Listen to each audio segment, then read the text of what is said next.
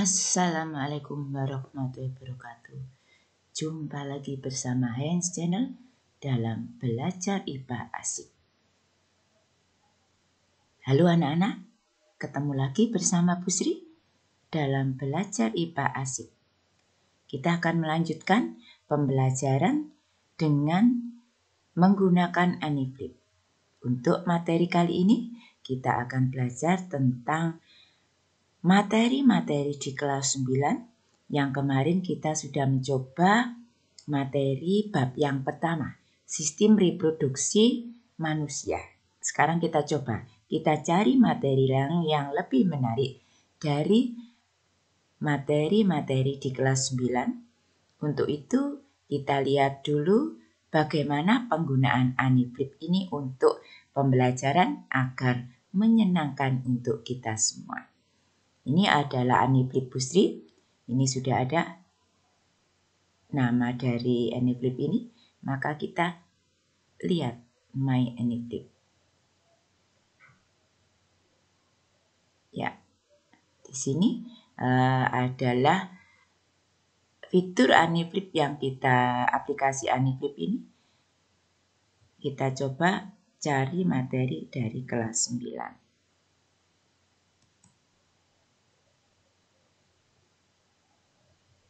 Ya, ini adalah materi kelas 9. Ini.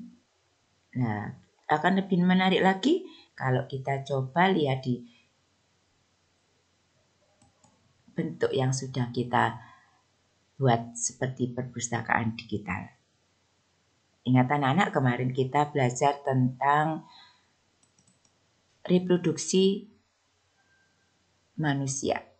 Ya, kita lihat sekarang. Ini mengingatkan saja. Ya, ini adalah menariknya anak-anak.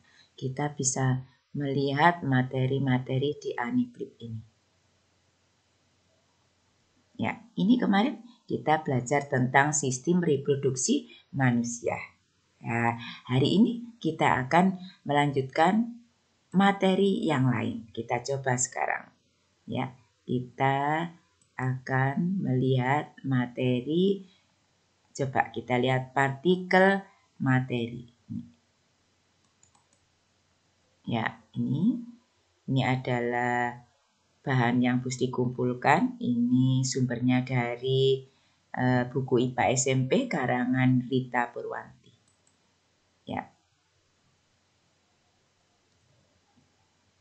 Untuk yang bab pertama ini pada buku kelas 9 semester 1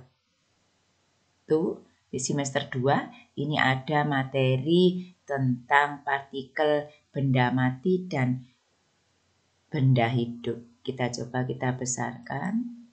Ya, kita bisa melihat. Nah, bagaimana cara kita belajar dengan menggunakan Aniflip ini kita coba. Ya, nanti ini kita bisa membuka halaman demi halaman dengan klik ini. Ya, kita bisa membuka halaman demi halaman dengan klik ini. Akan lebih menarik. Ya, kemudian kita bisa membesarkan. Jika kita ingin belajar mengulang kembali, ini kita klik lagi. Ya, mengulang halaman sebelumnya. Ini anak-anak ya. Nah, kita coba sekarang. Kita besarkan, kita klik yang kita zoom. Ya. Nah, ini adalah tentang partikel penyusun benda mati dan makhluk hidup. Kita tahu bahwa setiap makhluk hidup itu tersusun atas partikel-partikel materi. Karena makhluk hidup maupun benda mati itu termasuk materi. Masih ingat kan apa itu materi? Segala sesuatu yang mempunyai massa dan menempati ruang itu disebut dengan materi atau zat. Baik benda mati maupun makhluk hidup. Di dalam materi itu akan tersusun molekul, kemudian juga atom. Ada juga atom yang bermuatan listrik, nanti yang disebut ion. Bagaimana perkembangan teori atom itu? Nah, ini yang akan kita pelajari bersama-sama. Ya, untuk yang bagian awal ini kita melihat bagaimana molekul benda mati dan makhluk hidup. Ya, ini makhluk hidup dulu ya. Dalam proses pembentukan zat seperti fotosintesis dan proses penguraian zat seperti pembusukan daun, zat di alam tersusun atas materi yang sangat kecil yang disebut atom. Nah, ini ya. Jadi ini adalah zat penyusun terkecil disebut dengan atom. Kita hanya bisa melihat atom dengan mikroskop. Ya, mikroskop atomik. Ya. Fotosintesis terjadi di dalam organel yaitu kloroplas. Dalam kloroplas itu tersusun molekul-molekul klorofil yang memiliki struktur sebagai berikut. Nah, ini adalah strukturnya klorofil.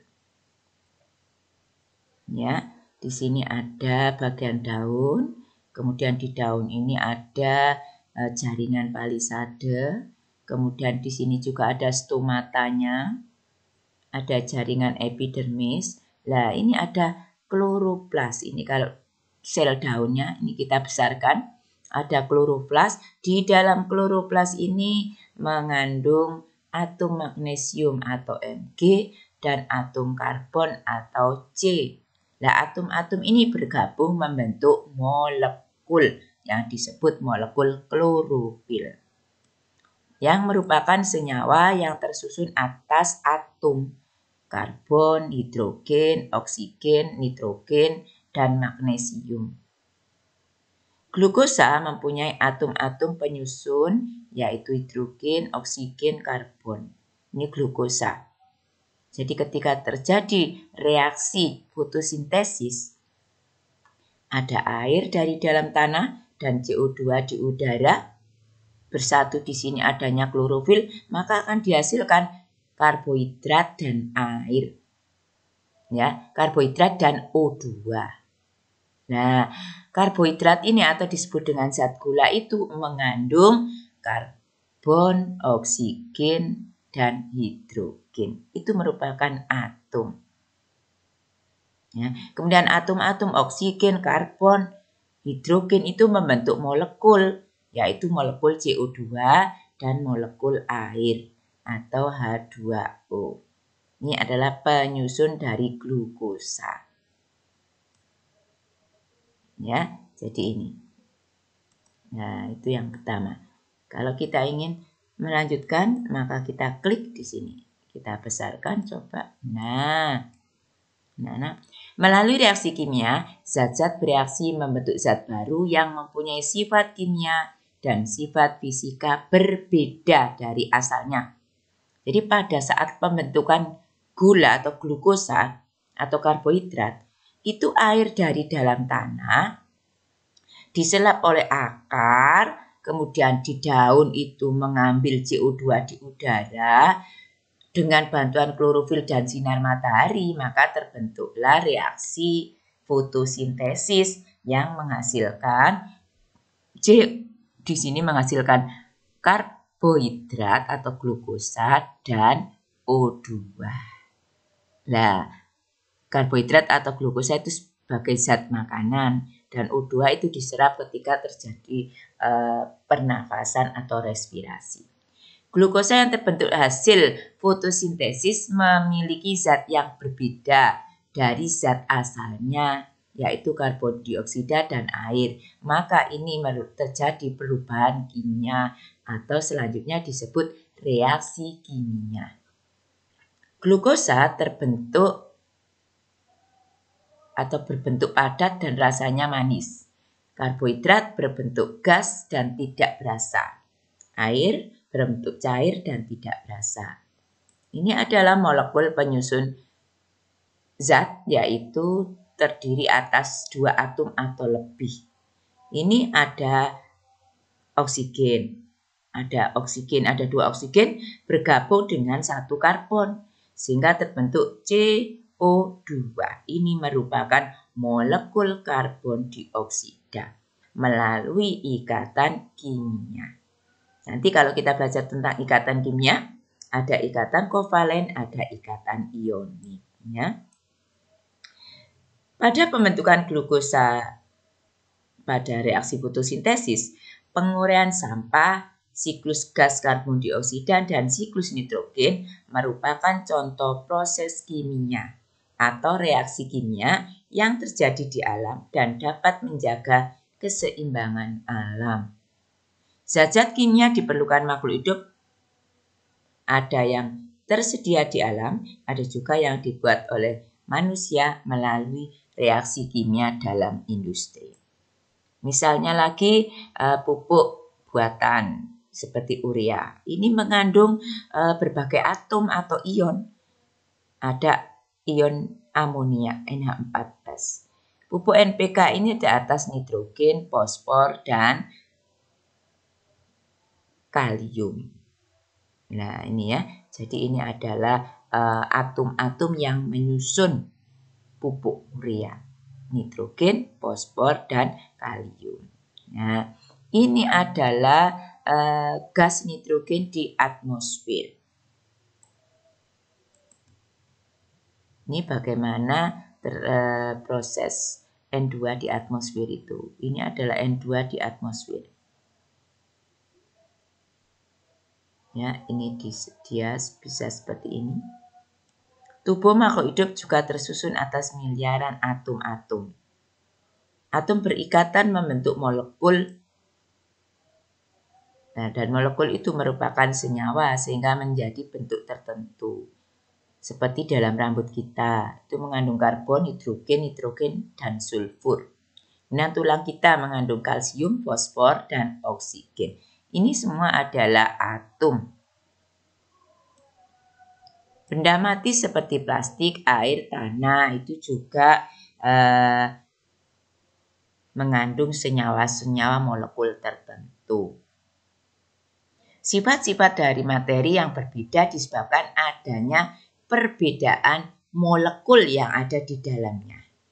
Jadi kenapa materi satu dengan yang lain berbeda? Karena molekul-molekulnya berbeda, ikatan yang terbentuk juga berbeda. Ya, jadi ini.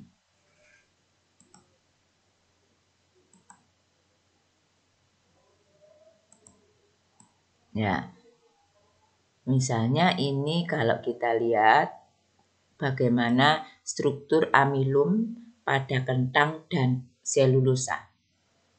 Di mana amilum itu tersusun atas oksigen dan dengan ikatan glikosida, ikatan glukosa. Ya. Nah, di sini kentang, di sini selulosa pada pensil. Ini amilum pada kentang. Di sini ini adalah ada glukosa ya. Di sini yang saling berikatan satu dengan yang lain disebut ikatan glikosida. Ini membentuk ikatan. Sementara kalau pada selulosa di sini ikatannya kalau kita lihat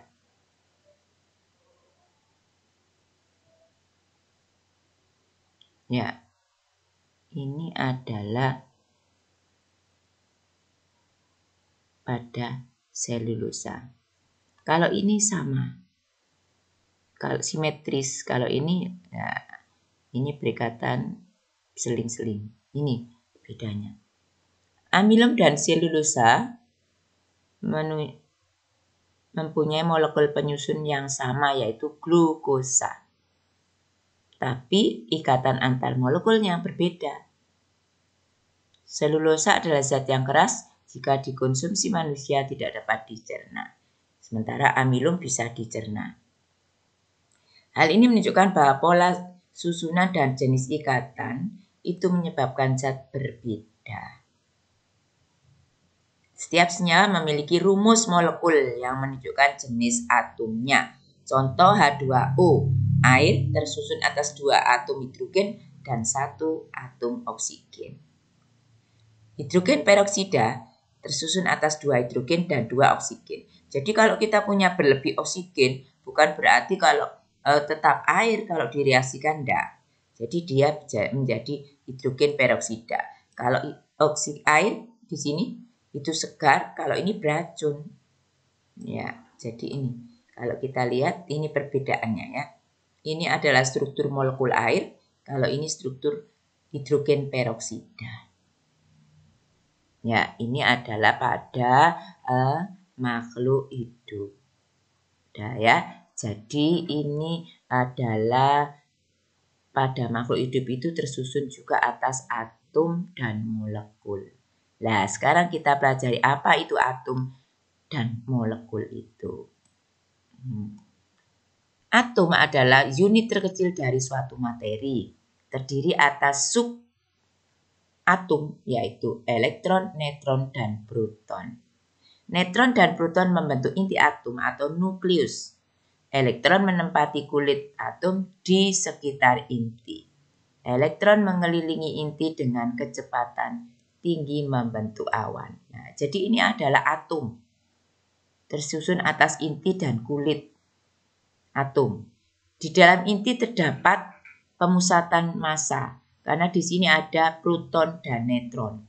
Protonnya bermuatan positif, neutronnya netral, tidak bermuatan. Kemudian dikelilingi oleh kulit atom. Nah, di kulit atom ini terdapat partikel yang disebut dengan elektron. Dia bermuatan negatif. Ya. Pada atom netral, jumlah proton dan elektron adalah sama. Jadi kalau protonnya 2, neutronnya 2, maka dia bersifat netral. Tetapi ketika ada atom itu melepaskan atau menerima elektron, maka elektronnya berubah jumlahnya. Kalau dia melepaskan, elektronnya berkurang, maka dia menjadi positif. Kalau elektronnya bertambah, maka kalau dia elektronnya bertambah, maka muatannya jadi negatif. Karena kelebihan elektron, maka menjadi ion negatif. Nah, itu. Kenapa terjadinya ikatan? Karena antara atom satu dengan yang lain itu ada yang melepas, ada yang menerima. Ketika ada yang melepas, ada yang menerima, maka bisa tarik menarik. Nah, nanti itu yang akan kita pelajari sebagai ikatan ion. Nah, pada atom netral ini jumlah proton dan elektron sama. Setiap partikel penyusun subatom mempunyai massa dan terpusat di sini. Elektron mempunyai massa sangat kecil dibandingkan proton dan neutron sehingga kadang penghitungan massanya diabaikan. Ya, jadi nomor massa hanya dihitung dari jumlah neutron dan protonnya. Para ilmuwan telah menemukan teori-teori tentang atom. Banyak sekali teori yang ditemukan oleh para ilmuwan. Nah, ini adalah teori-teori dari para ilmuwan yang sudah mencetuskan teori tentang atom. Yang pertama John Dalton, ada Thomson, Rutherford, Bohr, dan teori modern atau mekanika gelombang. Ya, nah, bagaimana atom menurut John Dalton? Menurut Dalton, atom itu seperti bola pejal. Ya, jadi seperti bola pejal. Merupakan bagian terkecil yang tidak dapat dibagi lagi, yaitu menurut Dalton. Atom-atom dapat bergabung dengan perbandingan tertentu membentuk senyawa. Sedangkan Thomson bahwa atom itu seperti roti kismis, ya. Jadi ada muatan positif yang tempatnya tertentu, kemudian terdapat elektron yang bermuatan negatif. Nah, jadi ini ada muatan positif, ada yang negatif membentuk pola tertentu. Kemudian Rutherford. Ya, menurut Rutherford, atom itu sebagai bola yang tangannya terdapat inti. Jadi ini bola, kemudian di tengah-tengahnya itu ada inti yang merupakan pusat muatan positif dan juga pusat massa.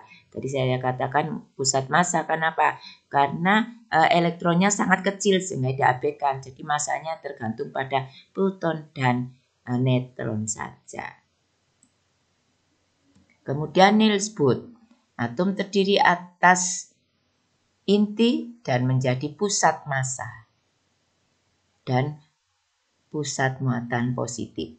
Sedangkan elektron bergerak mengelilingi inti pada lintasan tertentu atau orbitnya. Ini adalah masanya, protonnya 2, neutronnya 2. Dan mekanika atau mekanika gelombang atau teori modern.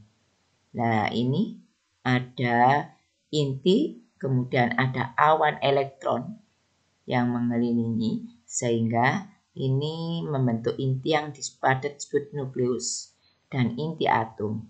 Elektron bergerak di sekelilingnya dalam kecepatan cahaya, membentuk awan elektron. Jadi di sini ada awan elektron.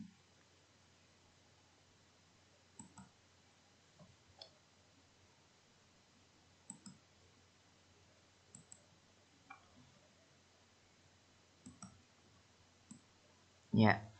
Mikroskop elektron adalah alat yang dapat digunakan untuk melihat benda yang sangat kecil. Ini yang tadi saya maksud mikroskop elektron.